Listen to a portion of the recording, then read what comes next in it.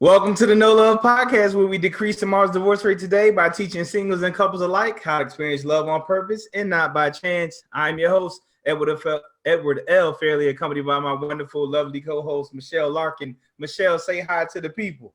It's so Thursday. So Thursday. Well, all I got to say. Hi. All right, you know how we do. What's going on? Give us an update. What's going on in Michelle's life? Anything you got going on? Anything new you want to share before we jump in this topic? I'm still prepping for the end of the year. I had talked about this a little while ago, but that December, January timeframe, a series of workshops are going to come out, and I'll be talking about it then. But I'm prepping, and I'm so excited. And I wanted to encourage, like, I do walks, and anybody who follows me on Instagram knows I do these walks because that's how I stay grounded. But every single time, God be showing up. I just go out there expecting God to do something to encourage because of my little time.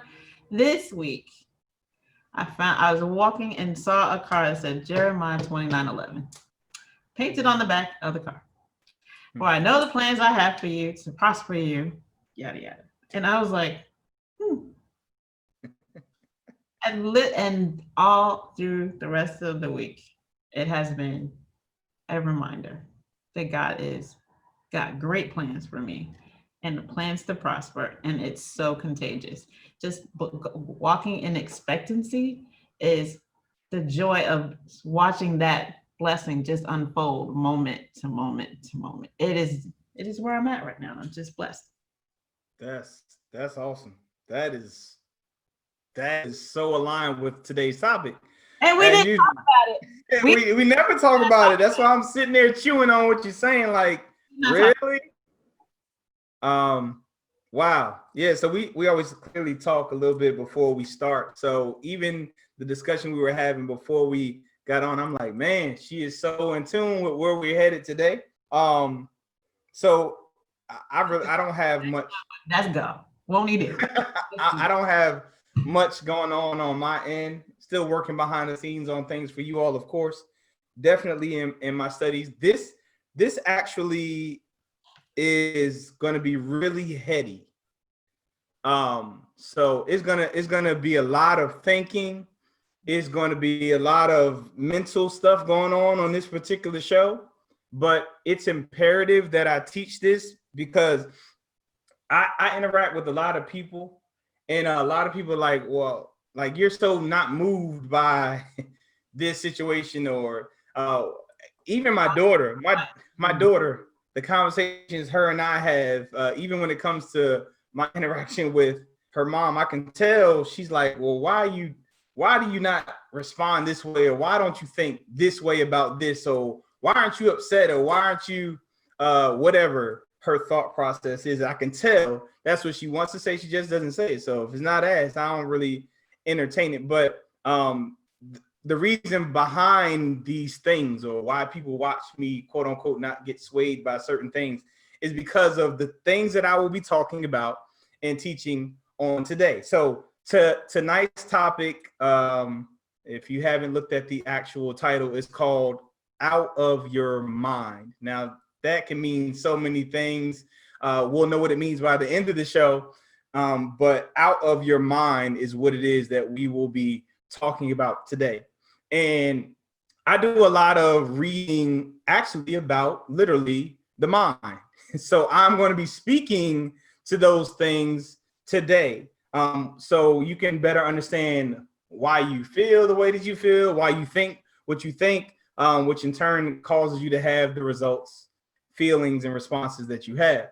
So it's definitely going to be 3 points, but clearly they're linked to come together. But the first thing that we're definitely going to talk about is something that doctors call a scotoma. If you are writing, you would write scotoma, which is S as in Sam, C as in Charlie, O as in October, T as in Thomas, O as in October, M as in Mike, A as in Alpha. And I would put next to it in quotation marks, can't see, cannot see, can't see. Okay. So scotoma. So what is the scotoma? Let me define what a scotoma is. Scotoma is a partial loss vision or blind spot in an otherwise normal visual field. That is what a scotoma is, okay? Now, this is typically caused by a problem in your brain or a problem in your optic nerve. Again, it's going to be really heady, but I need you to understand these things. So the optic nerve is located behind your eye and is responsible for sending pictures to your brain. Okay? So when you speak to yourself, it's funny because me and Tila, you all probably hear me talk about Tila or to Tila when she's listening in quite often, but her and I talk a lot, and she'll hear me say stuff or do stuff, and she'll laugh or like indirectly basically call me weird. So one day I remember I went in the kitchen, but I forgot what I was in the kitchen for and what I was doing. So I said out loud, "What did you come in here for?" And then I said, "Oh, that's what I came in here for." And it came, and she was like, "Really? So that's what you do? You just you ask yourself, what did you do? Or what did you come in there for? And then you find it?" And I was like, yeah, like I'm not thinking about it because it's just something that I do, not necessarily thinking about what literally just happened here. So let's go about you trying to find something and you saying, "I can't find my keys." That's true. So when you say, "I can't find my keys" or "I can't find my phone," that tells your brain not to find it, which speaks to your optic nerve and hides the phone from you. Ever heard the term, "If it was a snake, it would have bitten you"? Have you ever gotten in trouble by your parents because they told you to go look for something? You said, "I can't find it." And then they go in there and it's right in front of you. That is because you told yourself you cannot find it. Your mind told your optic nerve that you cannot find it, which in turn caused you to be blind to what was right in front of you. That is called scotoma. It's right there. It's right in front of you, but you cannot see it. So that's why I told you to put scotoma, can't see. That is the first point. So I'm going to share basically all of these, and then I'll explain why this information is so important. So I use my scotoma, or not my scotoma. I use my mind and what I do, knowing and understanding. So when Tila heard me say, "What did I come here for?" I told my mind to remind me of something that I knew prior to that, which in turn, my mind yielded me what it is that I was looking for. And then I said, "Oh, I came here to come and get these, whatever it was on that day." And she literally laughed at me like, "Really? That's all I got to say?" She said, and I said, "Yeah, typically when you can't find something, let me guess, you say, 'I can't find my glasses.'" I can't find, and your mind, got to go to the Bible, "As a man thinketh in his heart, so is he." Your mind says, "Okay, I can't find my keys. I can't find whatever." And thus you can't find it. Now, what does that have to do with relationships? I'll stay here. Instead of me transitioning, I'll stay here. Can't find a good man. Nope, they don't exist. Can't find a good woman. My scotoma is they don't exist. Can't find a good woman. I can't find a good man. I can't find. I can't get this right. Sorry. I can't cook. I don't cook. I can't change. This is how I am. You're wiring your brain to bend in a certain direction. Absolutely. That's exactly right.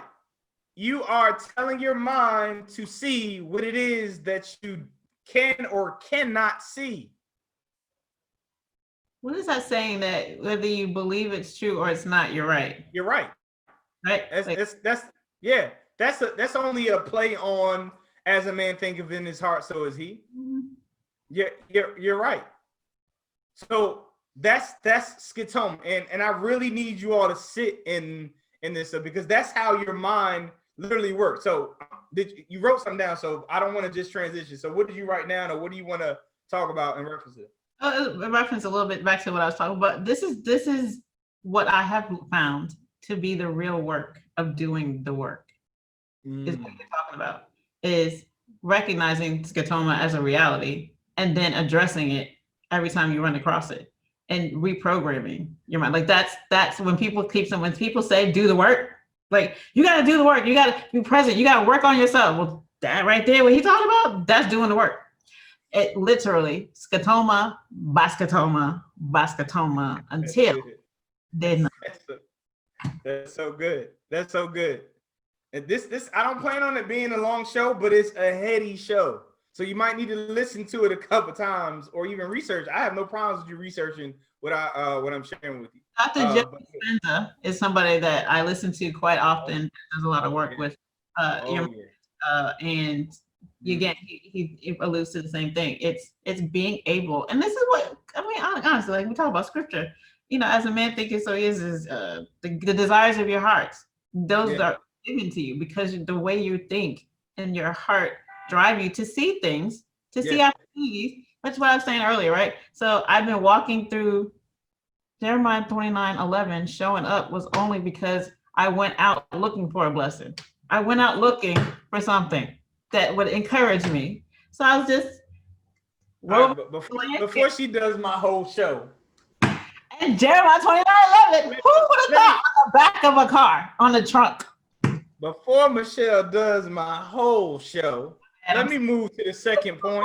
Week. I'm so blessed right now. Before she does my whole show, let me go to the second point. The second point, if you're taking notes, is confirmation bias. Ooh, so I like that one too. Inside of this, put always see. Wait, say that again. So with confirmation bias, with that, so on the other one with scotoma, you put next to it can't see. Confirmation bias, put always see. Always see, yeah. Confirmation bias, always see. So I thought about it, I literally wrote it down on a piece of paper when you were talking about I went out expecting things on my walk. And then I saw, and I always see. It's confirmation bias. So confirmation bias is the tendency to search for, interpret, favor, and recall information in a way that confirms or strengthens your personal beliefs. Now, this one is really dangerous. They're both kind of dangerous depending on when you look at it, the way you look at it. But the way technology is set up, this is really dangerous. And I'm going to explain why. Because, and this is another reason why a lot of people say, well, why do you don't use your phone? Why you don't keep your ringer on? And why are you not big on social media and whatever? But because there's something called algorithms when it comes to your cell phone, your internet, Google, or what have you. So when you search things and you're intentional about what you're searching, it's creating algorithms to feed what it is that you are interested in. Okay. So why is that dangerous? Because if you are creating algorithms by how you search and choose your things, when you're searching things, your searches will be biased because it's only going to pop up things that validate your confirmation bias based off of what you've been searching. So though you are connected, you're literally living in a bubble. Very small. If you are intentionally only looking at certain things, only feeding on certain things, only watching Fox News, only watching CNN, only watching MSN or MSNBC, whatever they are, whatever the letters that you choose, you are getting confirmation bias even when you search stuff that you trust called the internet. So if you are a person that is into traveling and you type in something like Egypt, you're going to get something totally different from someone who lives in Egypt, because of how you've typed and you've created things in your searches in the past. So you're not going to type in, if I type in something in Google and Michelle types in something in Google and my wife types in something in Google, we can type the same thing. We're not going to get the same pop-ups. It's not going to work out that way unless you intentionally search for something that is not similar to what it is that you already believe, or unless you are intentionally around people that are diverse and have different thoughts and you're okay with that. You are literally living in a bubble and you're not growing or evolving, even if you're intentionally studying. So why is that dangerous? Because just like I stated, if you are in this bubble, all you're doing is confirming your beliefs, which your beliefs may very well not be #9s. They might not be truths. They might not be things that you have done your due diligence and studied and tried. That's why I like everything. If you follow my journey to this platform today, I have literally gone on shows with persons who I knew did not agree with my philosophy and teaching or what have you, and I put it up against them on platforms that could have destroyed my career as a teacher or a coach or what have you. But I did it because I wanted to make sure that once I got here, that I was not giving you information that could destroy you. So I wanted to go up against the best, those who are intentionally were against my views and thoughts, and not necessarily debate or try to make them look dumb, but I wanted them to poke holes in what it is that I'm teaching, because I care about y'all that much. I'm okay with information. I read books and information about Hitler, about all kinds of people, just so I can understand their thought process. Just because they did something that you didn't like doesn't mean that you can't get something good from them or their thought process or their philosophies.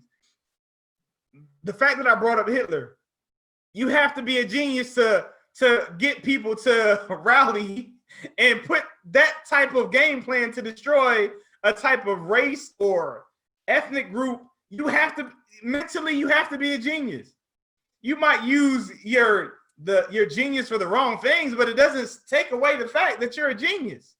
And the way I process stuff, I don't have a biased thought process. I literally see like, wow, that is pretty ingenious. What he did, like, I'll give another good example. I'm not sure how old you are if you're listening. When I heard the story or the plot or philosophy behind, what was it, Leroy Malvo? And what was the guy, remember back the DC sniper, back in the, that wasn't too long ago. 2000. There was a young boy, I think Leroy Malvo was in the truck, and they were picking people off at random. But the thought process behind the plan, this is horrible, but it's genius. What the man was doing was he had an issue with his woman. Ironically, we're talking about relationships. This guy, he basically got into this young boy's head, convinced him to start shooting these random people, but he was doing this randomly so that when his the woman that he had an issue with that, which I believe had his children or something, when she got picked off, she'd just be another random person, and they would never think to isolate it to him. That's genius. And had he got to her and just left and went away after the multiple shootings or killings, that thought process and philosophy is genius.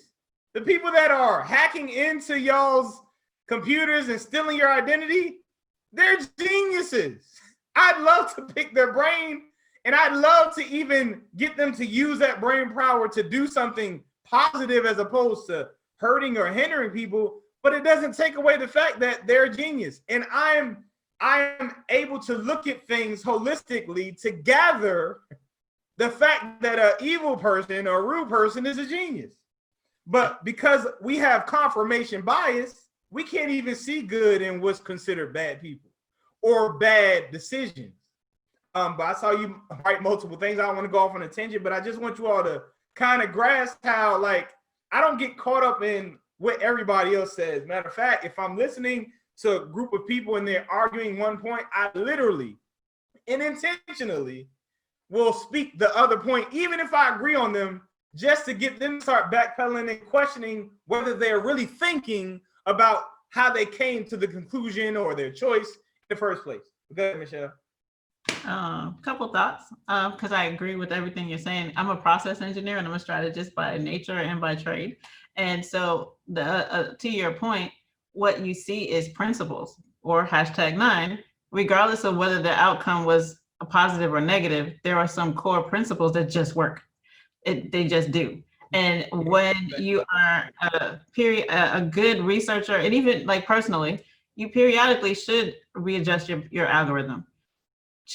Click on something that makes you curious. Click on something to just refresh that whole process, so that you get infusions of new information, because a good researcher actually will always go and research the opposing opinion. Because you really have to understand, because it doesn't mean that you'll disagree, but it may provide you some additional insight to either reinforce what you are saying, but through the eyes of someone else, because the opposing opinion may not be so far from yours. It just may be they are bringing other life experience to the same situation, and you got to respect that, because that doesn't make them wrong, because they came at it from a different way.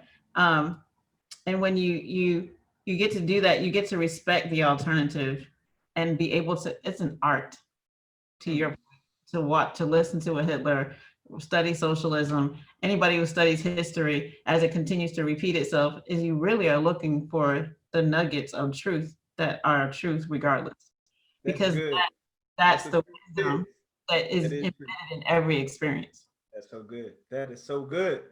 That's so good. And that that's life.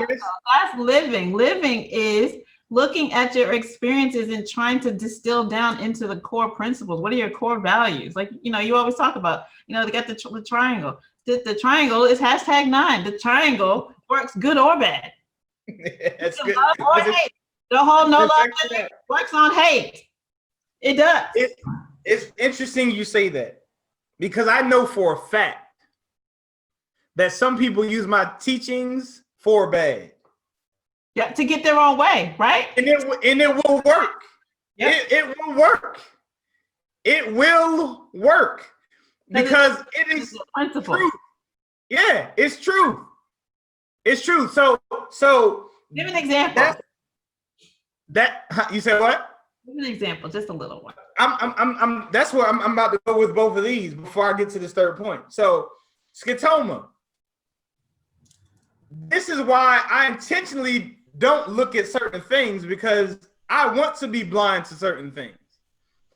And if I omit certain things, that allows for me to actually see things that I typically wouldn't, because of the biases that watching certain media or watching the media or listening to certain things, it literally blinds you from certain things, because you're listening to people tell you something that might not be true.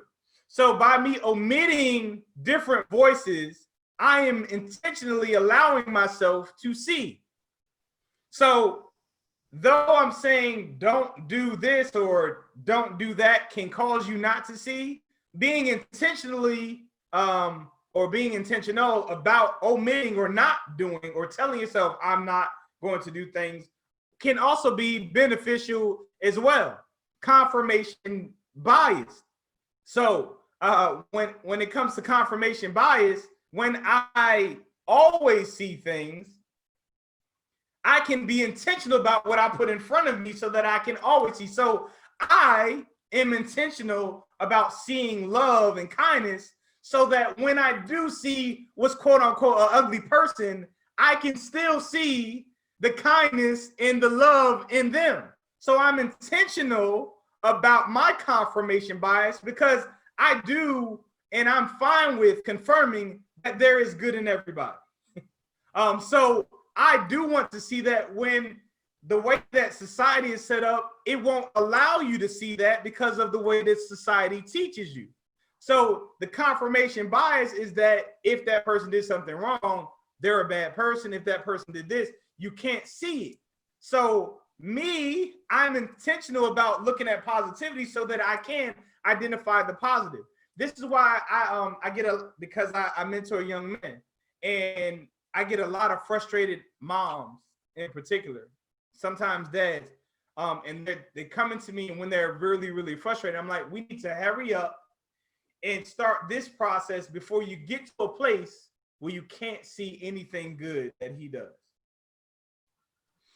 Because when that happens, there's absolutely no hope in us getting your son or your daughter where we need them to be, because you can't see that he did all of this good stuff or whatever. You cannot see when he did anything right. All you can see is what you have concluded about him.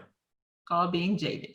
Yeah, exactly. That's great. It's definitely being jaded. So this is where you can be intentional about how you manipulate what it is that we're talking about today. I want you to be intentional about how you manipulate it. Right now, more than likely, it's manipulating you. But what we need to get to is to a place where we're manipulating it. Because as I stated earlier, confirmation bias, my husband don't never do nothing for me. My wife doesn't ever do anything for me. Everything that I do is about him, and he never does anything about me. So you'll never see when he does something that clearly shows that was about you. Go ahead, Michelle. I saw you writing multiple things. Go ahead. Well, my first thought is that this is, to your point of confirmation bias and using it intentionally, it's very much understanding like the principles of whatever, like, but it becomes yes and versus what do you call it? A denial. Because what you're saying is don't deny what's happening. So if you see an ugly person, it's not that you're not seeing the ugly person. You're saying yes, and I still expect to see blah blah blah. Yeah. So that's part of the wisdom is I'm not trying to ignore my reality. I went out looking for something nice, but I didn't see it. It's not that I went deaf blind. I didn't see nothing. I see this, I see this, I see this, and I'm still expecting. So it's yes and. That's good. That's really good.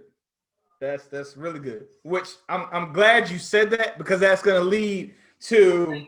I'm good with the alley-oops today. I was about to say, because that leads to how all of this stuff comes together and comes to where we're about to discuss. And this is the most important thing that we need to understand from what it is that we're discussing today. And that is third point,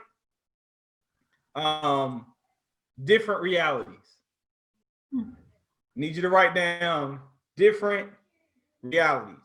First, I'm going to teach from a science standpoint and the brain standpoint what that is, and then we'll go from how these two things combine to make this, and how you can literally see things and you're just questioning, like, how is it that, I mean, we're seeing it now. We have people that feel that Donald Trump is a genius. We have people that feel like he's an idiot.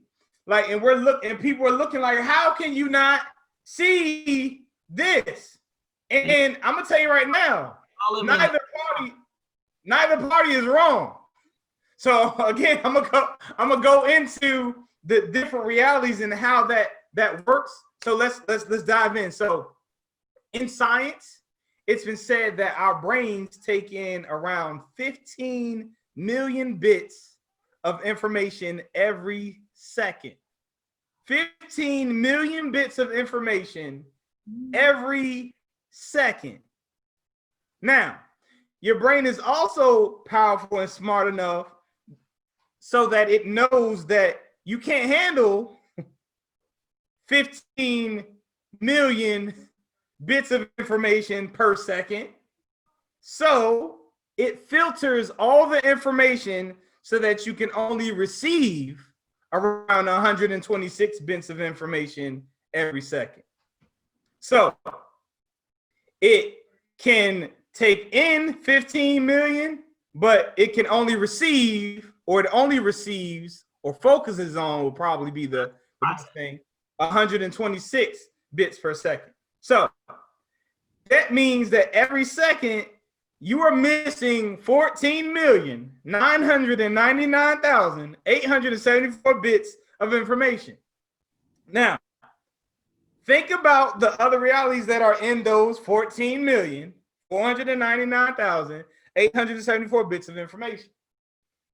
Case in point, this entire time you've been listening to this show, I bet you haven't been thinking about your right big toe. I mean, probably not. But as I just mentioned it, you're probably thinking about it, and you probably wiggled your big right toe. It's natural. You moved it. So although you were not thinking about it, your brain was sending you information about it, and that you were filtering out because it wasn't important. And as long as it's not important or it's not hurting you, your brain won't focus or hone in on it. So because I brought attention to it, you focus on it. But I can assure you, your brain knows about your pinky toe or your big toe or your middle finger toe, whatever toe it is, or any other thing. But it's not until you look at it or you point to it that you start to see it. There's a video not too long ago that they sent out where they had you counting how many times they passed a basketball around on the video. And after they count, you count the actual basketball, they actually say, did you realize that there was a gorilla that walked between the actual people that were passing out the basketball and like banged on his chest? People are like, no, it wasn't. And when you rewind it, you see this big behind gorilla beating on his chest. And that's because you were told to focus on something else, which caused you to not see any other thing but what it is that you're focusing on. Why is this important? Why is this information important? Because the only thing that you're seeing is what you focus on. So what are you focusing on? Scotoma? The stuff that you can't see, that you told yourself you can't see? I can't find a good man. You can't find any help around here. I can't get a break. I can't become a millionaire. I can't make $100,000 or $1 million in a year. I can't. What are you saying you can't do that's blinding you from the opportunity to see how you could? Or with that can't, is that your confirmation bias? And again, you're just validating what it is that you said can't happen and won't happen. And in turn, I go grocery shopping, and it never fails. Typically, when I go grocery shopping, I might have on like some jogger pants. I might have on, depending on the weather, it might be a hoodie, and I got on earbuds, either my Beats earbuds, or I literally might have the headphones with the big ear muff looking headphones.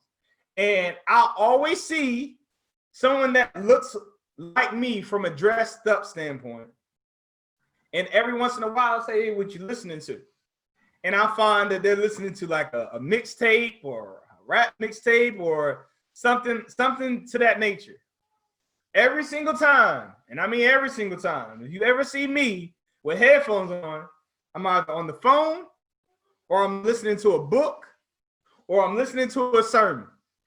So two guys that look the same have a same look and are doing the same thing, but I can assure you our outlook and what we're consuming are nowhere near the same.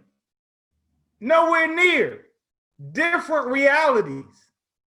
And that's why people are in the same situations and they're arguing about different things, though they're having the same experience, they're in two totally different realities. I saw you write multiple things. Go ahead, Michelle. Or maybe I didn't.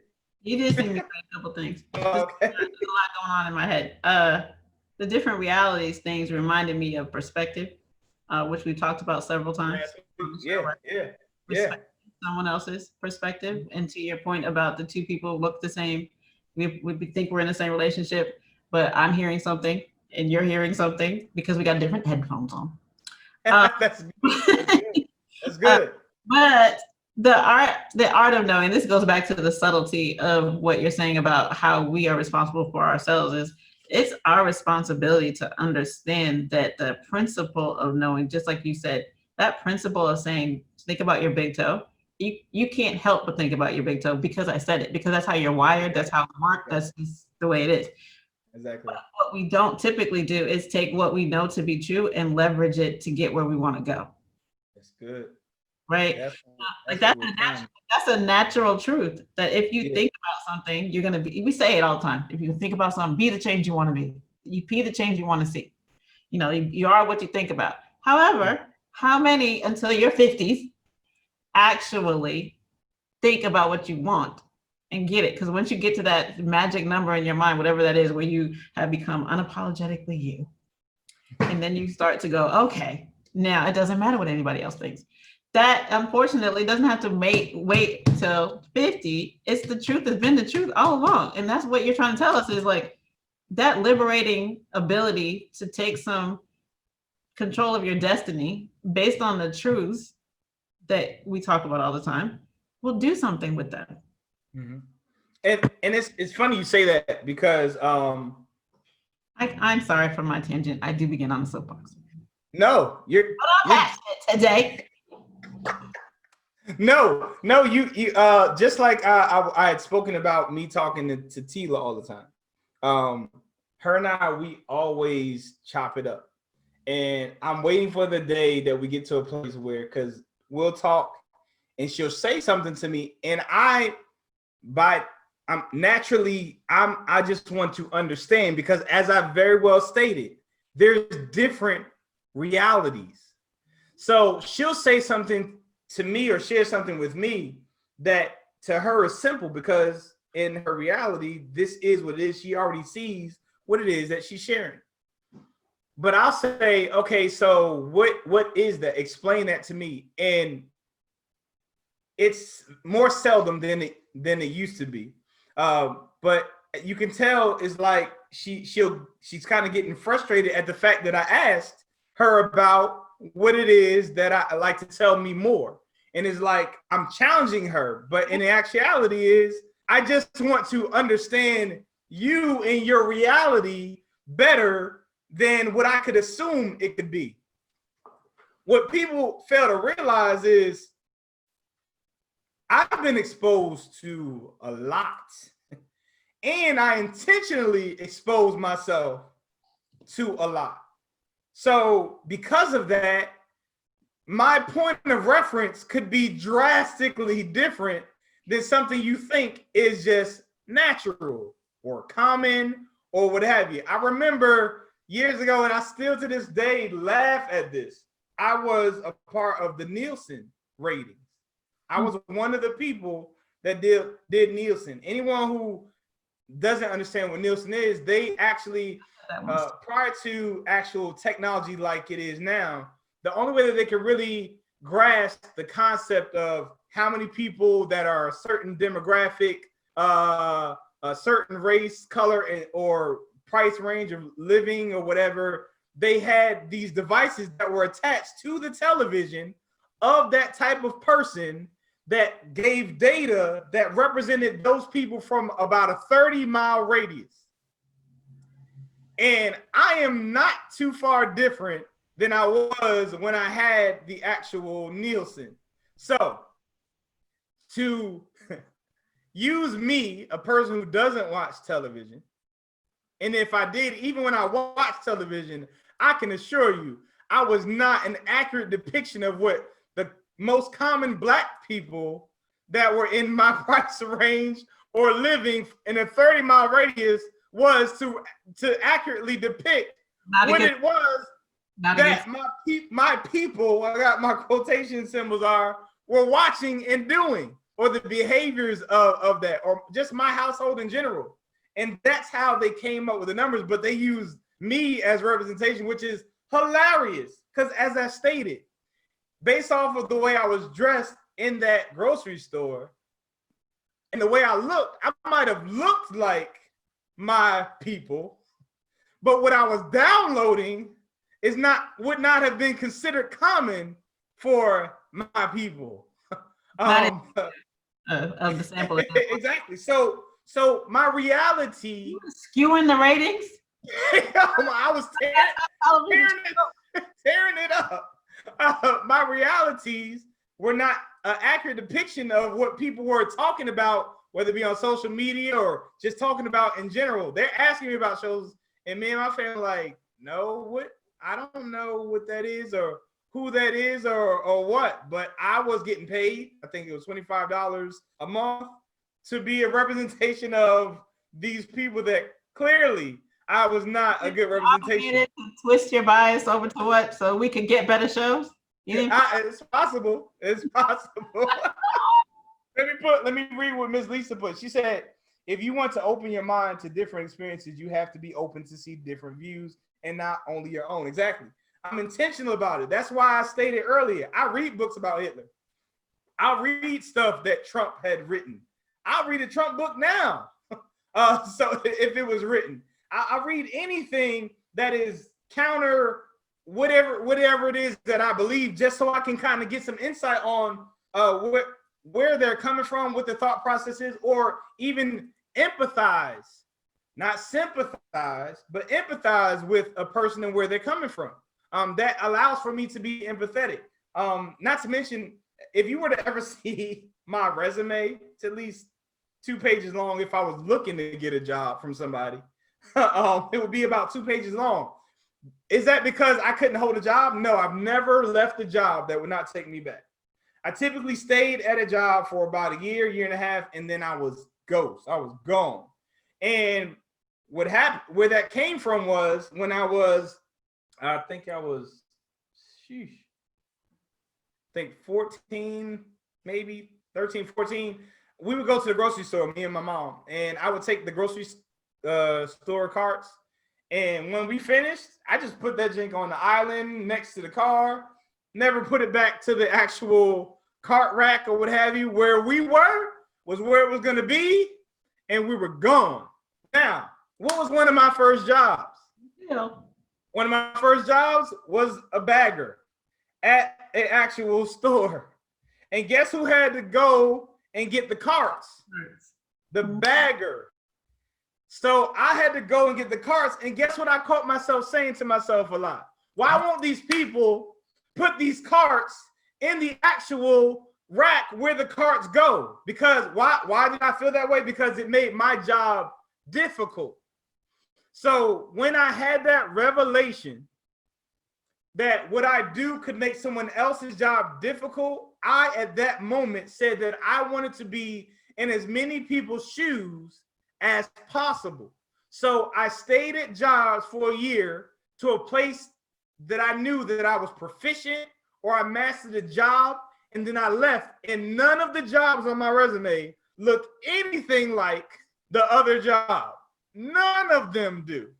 And that's intentional, whether it be a loader on a truck, whether it be serving as a waiter, whether it be a cashier, whether it be a bagger, whether it be sales, whether it be customer service, whether it be doing layaway in a like Burlington Coat Factory, whether it be working at McDonald's, doing the cashier, doing fries, doing burgers, all of that stuff, I promise you, more than likely, if you name it, I've done it in for at least a year. And that allows for me to empathize with almost any person that I can interact with, which allows for them to feel that I do feel where they're coming from. I might not agree with them, but I can speak their quote unquote language or their reality so that us two can actually move forward and at least have some kind of understanding. Ms. Lisa said, when you listen and ask questions, you can better understand why and a person feels the way that they do. Exactly right. But again, typically, let's analyze this. When you're in a relationship, typically, if your spouse or significant other asks you something to you, whether it be to you or from you, and it's something that you clearly did, your immediate reaction is to look at them like, yeah, I did that. Like how dare you ask me, did I do this or was it done? Now, the thing that they asked or didn't ask, and you find out you were kind of ignorant to it, you're upset that they did not ask you about that. So what in the world does our spouses or our relationship partner know when to ask and when not to ask? We don't know what the heck you don't know. So I always go in not knowing what I don't know, which in turn makes me curious. And I just want to understand your reality so that I can better respond to you. I'm not trying to be offensive. I'm just trying to understand you. And people have a problem for two reasons. One of two reasons. One, they can't explain. They can't explain their thought process or their philosophy behind why they do it. Defensive, just so you know. You said what? It makes us naturally defensive. Yeah, your defense. Yeah, that I cannot articulate my answer to. I feel very threatened. Like that is, yeah. It's a vulnerable place to be. Like you're asking me stuff, which that's not my fault nor my problem. Two, we, as I stated, we assume that you already know.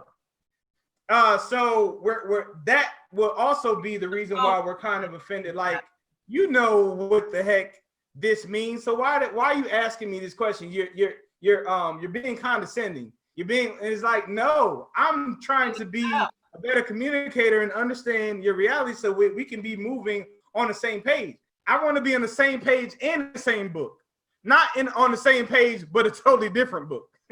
Let's be in the same book. So go ahead, Michelle, because I've been ranting. You talked about you ranting. Sometimes you do. It's fine. I think that I just was thinking about the changing of the algorithm, and I was thinking about how we tend to actually, when you look at an opposing opinion or you try to disrupt your algorithm, it actually clarifies your vision. I mean, it's like growth, right? It feels uncomfortable because it's not natural at first. But when you look at the opposing opinion, when you're coming to it with the passion of your own, you actually at times can get more clear. Mm-hmm. Mm-hmm. Right? Because you're just like, oh, like you said, I went out to these places to present my theories in a place where they could be challenged. But at the end of that extension, you got more clear. And That's where my confidence came from. They right? couldn't poke holes in it. So I went in there unsure and left sure. Sure, and confident. And so it's okay to embrace change and conflict, or looking at, or even in a conversation with your mates. It's okay sometimes not to agree. Mm-hmm. And God knows I'm get in there, so pray for me. But but it's okay not to agree, because you can still be standing your ground, and our disagreement doesn't make us disconnected. That's good. Right? Really, like I can be still, like you and I, we are close as brother and sister can be. But sometimes I be like, dude, like, I really am not trying to hear you today. But I love you though, but stop. And but that doesn't make me, and I have to say that's one thing I learned from Eddie is I don't love you less because I disagree with you. That's correct. Very powerful statement. And not to mention, like, that is probably the only way that you can really find out if somebody loves you is when they stay around when they don't disagree. If you agree on every single thing, like, how do you know that this person is, as we would like to say, your ride or die? How do you know that this person is really there with you until y'all have a disagreement and they're still there? How do you know? That's the only way that you get one time in my life who said, I know you love me, but I don't want to test it. And I was like, does that mean there's things that we're not talking about? Wow. Is that really good? I'm not sure. And I was like, well, then maybe you don't. Yeah, exactly. You don't know. That statement is literally how people, that's why people walk the way that they do. They don't want to test it and find out. So they keep or withhold the vulnerable things about themselves. And I got my quotation fingers on up for those who are listening audibly and they can't see me. The vulnerable places, or the things that might make you say you don't want to be with me or around me. And it's like, you will never know if they love you until they know those things. You'll never know until you bring that out or you share that stuff. Like, you won't know. That's where the depth of the relationship between Zanetta, like, this woman knows everything about me. When I started with my wife, I wouldn't have chosen me based off of the stuff that I know about me, but she chose me. Like, like that one I love, and that's where the confusion, like I said, with my daughter, she be like, why you deal with that, or why does that not make you mad or frustrated? It's like, because I love your mother. I don't love what it is that she did or didn't do, or how she responded or didn't respond.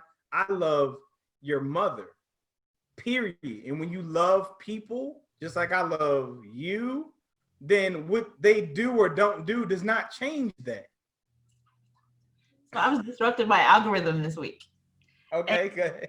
This is what I totally did, because I get on a tangent and I go hard in the paint, learn everything I can, and then I'm like, okay, I'm tired of hearing his voice.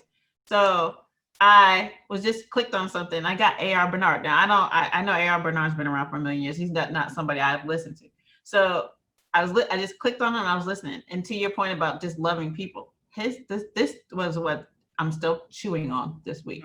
He said he and his wife have been together 45 years, but he has learned to love unconditionally, because they have a habit of saying, I love you. Why? For no reason. Exactly.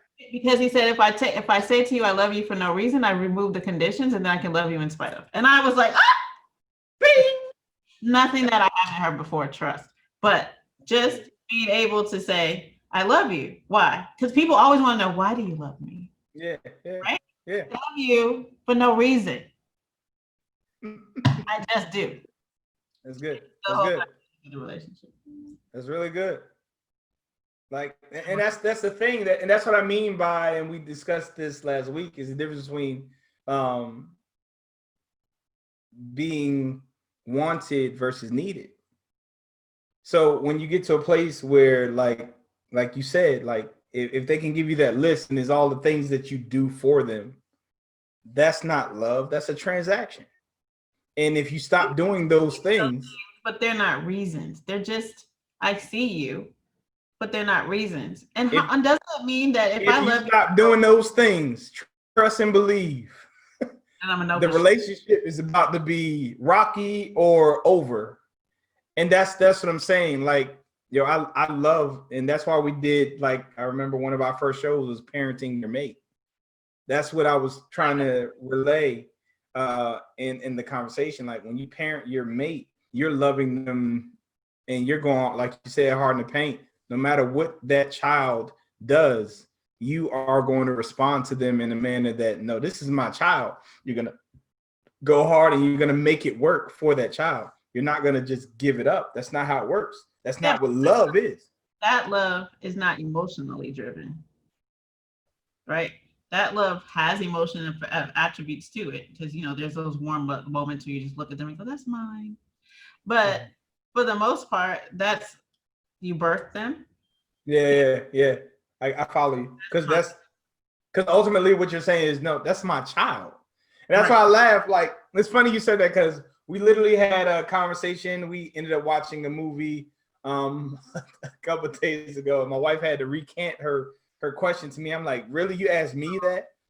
So we were talking, and I'm trying to figure out what the question was. She said, well, if that was to happen with your family, that's what she said. Well, if that was to happen with your family, would you have been able to respond? I said, like, you didn't really just do that, did you? I said, there's no such thing as if it was your family or not. I said, you probably better than this. She was like, well, not everybody's built that way. I said, but your question was to me. So now I got to answer the question. I said, I know I say God family business, but God is in a stance of certain values and morals or whatever. And if that's all I see, even when you throw family in the midst of the whole analogy, the circumstance, whatever, so that negates whatever it is. Like, you can hit me with, what if it's your daughter? I don't care. What was my answer before we threw my daughter in it? Well, what if it's your wife? What was the answer that I gave you before we put my wife in? Like, that means nothing to me. Absolutely nothing to me. So I'm going to respond according to my morals, my values, and my principles. And that's what causes me to come to my conclusions. Again, different realities. And see, and that's basically what they're saying is, depending on the circumstance, that determines their reality. And mine is, my reality is my reality. But that's no matter commitment to yourself. And I think that we, and I'll say me, struggle with commitment to others before I have made a commitment to myself. That's right. Before I commitment and say I'm certain about this for me, it's really hard to then say I'm certain about you. Mm-hmm. And you have no idea how I hear that all the time. A person that can tell me, they'll share stuff and it's like, oh, they finally get it. But then they go and it's like, this is the same thing that you just on this end claim you got, but it's in a different form over here, but you didn't get it. You didn't. I thought you got it, but you don't. You don't have it. One area I got it. Like sometimes you get knowledge is progressive. Yeah. Right. So it's iterative. It evolves, and like you said, you get a revelation because you keep getting to grow from faith to faith or whatever. But like you said, when you get to your values, that's your core. When you can keep digging, and you get down to these 4 or 5 things that are just absolutes. It like you said, it doesn't. I'm just not doing it. Yeah. But when you say that I love myself like that, which is some digging. Yeah. You can say to somebody, because then it's not even emotional with yourself. Yeah. It's really not like how I feel today. It's like, but I'm good. Like, I'm good even when I don't feel good, I'm good. When my hair is wrecked and I look crazy and I gain 20 pounds, I'm still good. But like that, but when you can say that, then you can say it to somebody else. Like, you know what, you gained 20 pounds and your hairs are wrecked. Like, could you get it together? But I still love you. So basically, indirectly, what we basically said is those who don't have it to where it's across the board, they have scotomas in different areas when it comes to that particular thing. So we just brought it right back around to the teaching here. So, but yeah, and that's what I really, this is intentionally, or the exact reason why I try my best, like from a title standpoint or correlation standpoint. Like sometimes you all will hear me use work analogies. You'll hear me using relation. I'm trying to help you all see that what it is that we're talking about is not just relationships. It's relational, but it's not just relationships. This, because it's truth, that's just the way it is. Mm-hmm. And I'm trying to help you all see that it doesn't matter where we put it. It is what it is. And you asked me for an example early, and I didn't discard where I said people take stuff that I teach and they'll use it in the wrong way. I'll give you a prime example. I know someone that literally, for example, my book, the handbook for increasing your relationship IQ.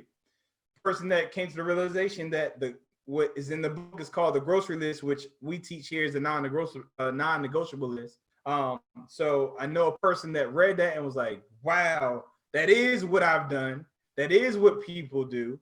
So they intentionally date and ask the person for the grocery list because they know that that's what they're going to give them. And then they alter themselves intentionally to get what they want. And then they're done with them. And the poor person is like, but they checked all my boxes. Exactly. Boxes are wrong. And you're like, no, your boxes aren't wrong, honey. No. They're intentional about the information that they have to use it for their gain. You can do the same thing with the Bible. You can do that with anything, because truth is truth. And that's why now the stuff that I've been teaching has been more practical, but the whole 2 seasons have been internal stuff. I got to get your insides right before we start talking about making sure this is how you do it, or this is how you go about doing it. Because if the inside is not right, the fruit that you're going to yield, no matter whether you did it right, is not going to be right. It's going to be spoiled. It's going to be jacked up. It's going to be taught. Intention and attention are similar in that respect. Like you're saying, if you have poor intentions, then you're in what you pay attention to will have, negative impact. Just like you said, when you think about your big toe, like it's automatic, like that's going to move because you thought about it. Same thing if you have poor intentions. If you think about hurting someone, most likely. Yeah. Or if you think about you're so afraid of getting hurt, ultimately hurt is what is the scotoma. Mm-hmm. Confirmation bias is hurt, not I'm going to, it doesn't matter. Hurt becomes it. And you are hurting someone by virtue of not sharing. Because you're so afraid of getting hurt, you're actually hurting someone else because they're not getting you. So you're really focusing on hurt. Yeah. That's what you actually get. Most certainly. That's good. That's really good. It's really good. From experience, and I'm not going for hurt no more. So we from the scotoma. We're not going to do that anymore. I'm not even talking about getting hurt. So it's not an option. So I'm not happening. I'm not giving pain. I'm not getting pain. Good. What I'm doing is I'll have a healthy, happy relationship. And I'm going to appreciate the gifts that God gives me through the people that are around me. And I'm going to look for that positivity, just like on my walk. And I found Jeremiah 29:11. I'm expecting to see greatness, grace, and pleasure in my relationships. And with that, you will get a different reality because of your confirmation bias. If you are knowing that I'm going to have a positive relationship, I'm going to have a healthy family, I'm going to have, these are the things that you will bring to pass because of your confirmation bias. Ms. Lisa put, being needed has an expiration date. Being wanted is a desire that can last a lifetime. You better preach. That's good. That is real good. I love that. But that's it. Unless what you got? You wanna wrap it up some kind of way, some way, somehow. I don't know what to say. I'll say this. I said it in the show when I was talking about the whole the Nielsen. I stated that I'm not much different than what I was when I was getting Nielsen ratings, and that had to have been probably 10 plus years ago, from a psychological standpoint, mentally. And even if I go back and dig into my childhood, how I was intentional about process and stuff like that, I probably couldn't articulate it the way that I do, but I can identify that that's the way that I went about things, which is why it yielded me the things that I had or did. I say all that to say, if you met me more than half my life ago, I was the total opposite from a perspective, meaning I was using all of my philosophies for evil, bad. So the stuff that I'm teaching, I've done on both ends of the spectrum, because truth is truth, and it'll work on either way. So when I was a pessimist and I saw life the way that it was, I had different realities and confirmation biases that just confirmed things that now I'm like, wow, knowing that I thought that and knowing what I know now, it's yielded me different fruit, because even with the knowing that I do know, my perspective of what that looks like, it's a totally different thing internally, psychologically, in reference to my perspective. So this works either way. And I can assure you, if you don't understand it, which is why I think you should listen to the show multiple times, it's either directing you, and you're a slave to it. Matter of fact, I'll say that. You're a slave to this stuff, and it's true.